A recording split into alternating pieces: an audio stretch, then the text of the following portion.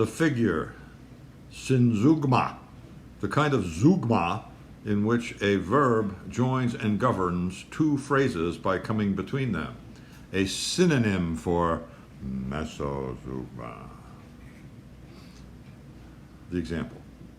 The taut rope dangled into the cold and unknown darkness.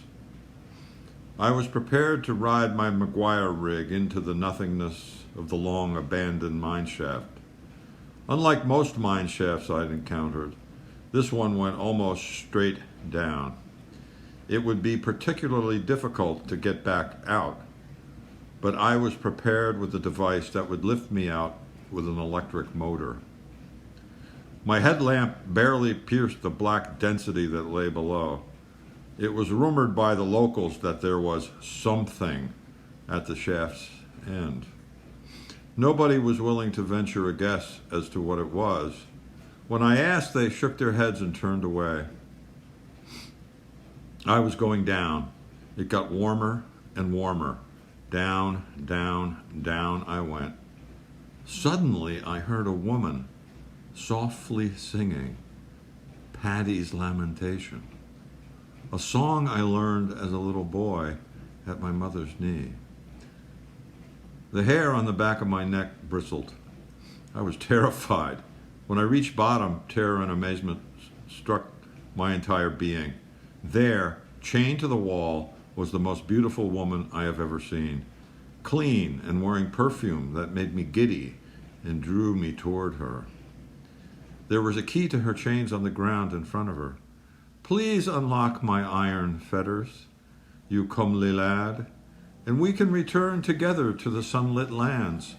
I will serve you, have your children, and give you all the worldly pleasures you may imagine. As I bent to pick up the key, my headlamp caught the visage of a glaring human skull. I stood and looked more carefully. There was a pile of dismembered bones with marks from being gnawed. I didn't understand. I couldn't understand with my mind fogged by the perfume. Like a fool, I turned her loose. She came rushing toward me and embraced me softly. Up we go, my lovely man, she said, looking me directly in the eyes. I hooked us up to the rig, facing each other, and pressed the green button that would prompt the electric motor to raise us to the surface. As we neared the surface, she held me tighter, crying softly in my ear.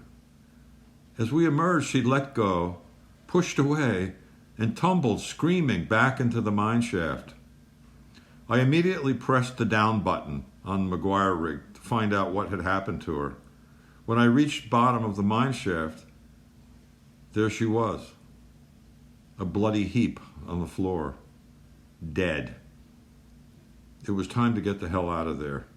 As I was ascending, I heard a woman's voice softly singing Paddy's Lamentation. Given all the craziness, I thought I was imagining it. But now I'm not too sure. I'm going back in spring. Rationality be damned. I love her.